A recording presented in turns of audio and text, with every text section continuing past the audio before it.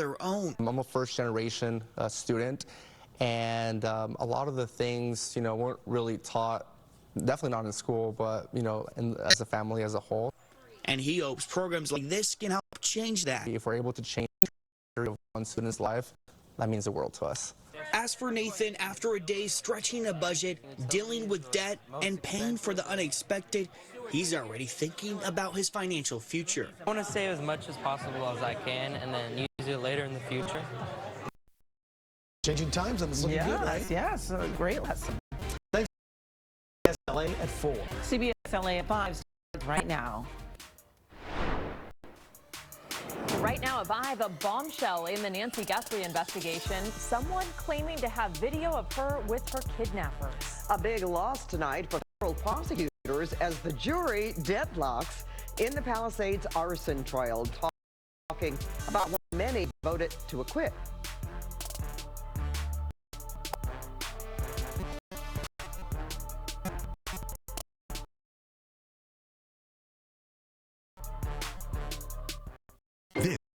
SLA at 5.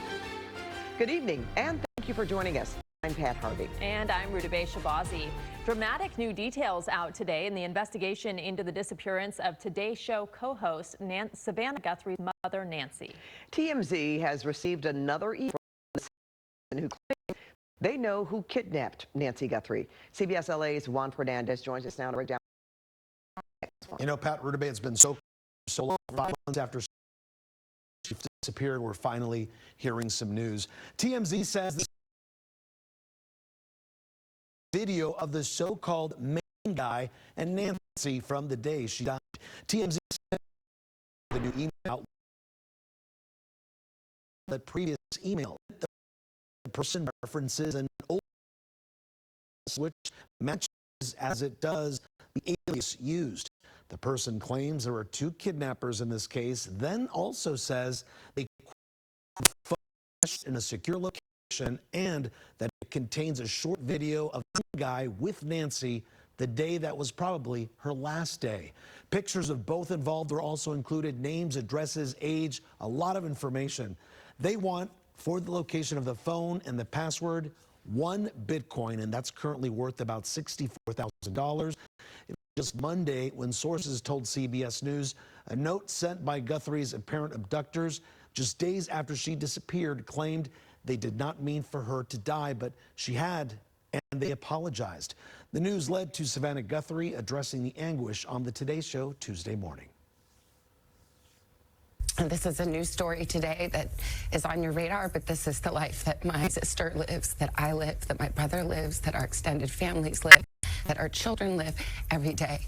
And we are in agony, and we cannot be at peace. Nancy Guthrie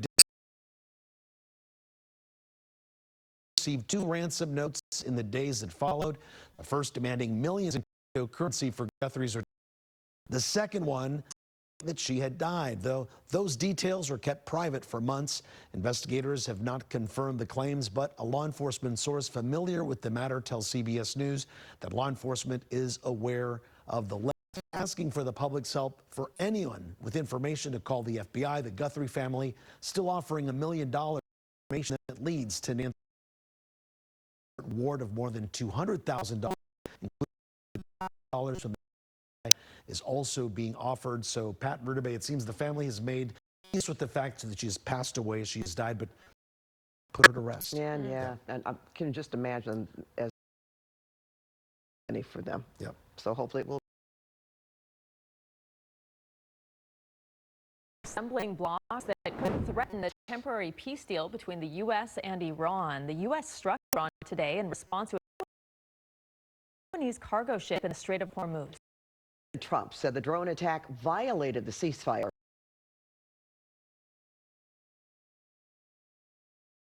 In Iran, between the U.S. and Iran will likely resume next week. In Venezuela, the death toll is rising after the twin earthquakes on Wednesday. At least 900 people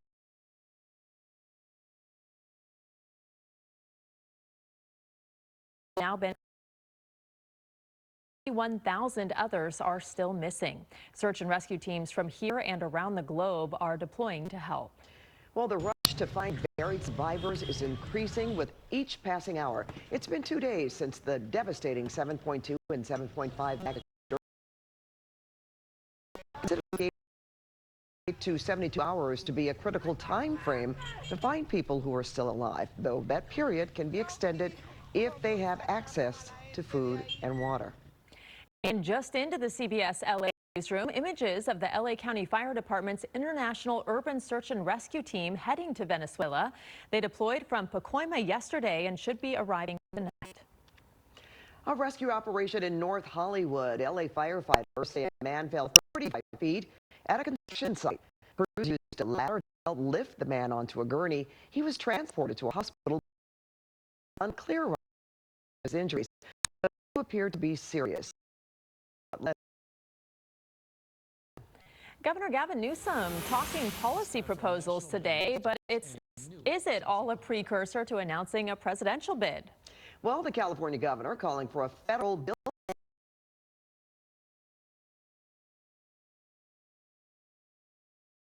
instead of a state tax and laying out where he stands.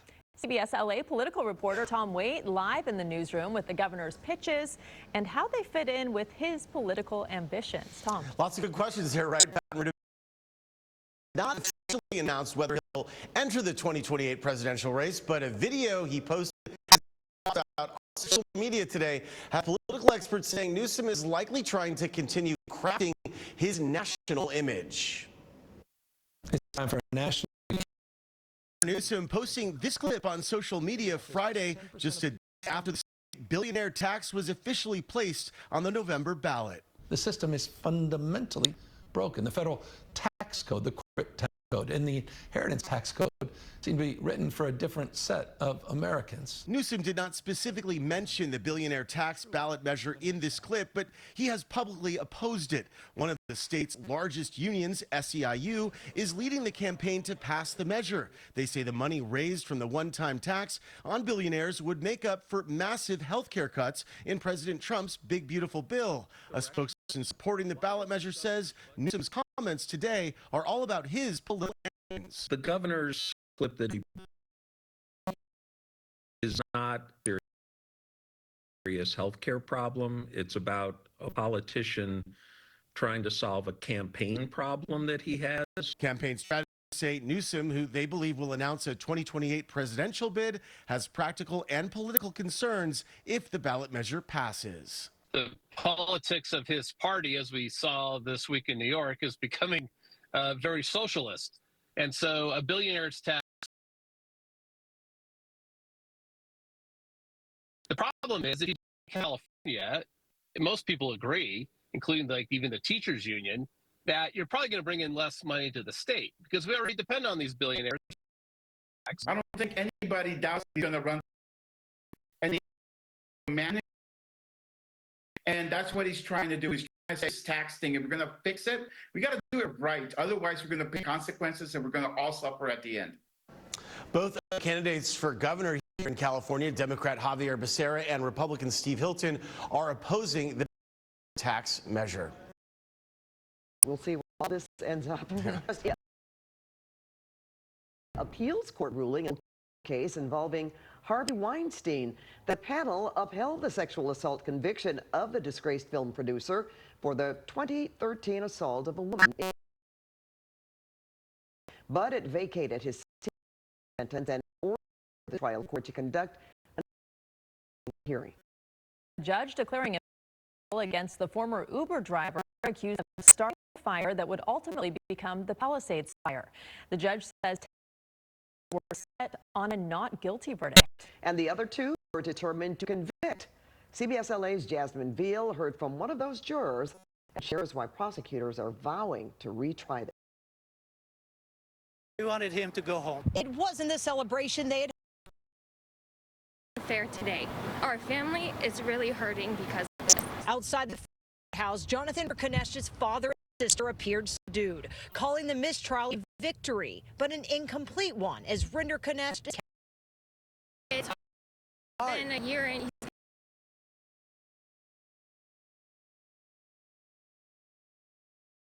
leaving the judge to declare a.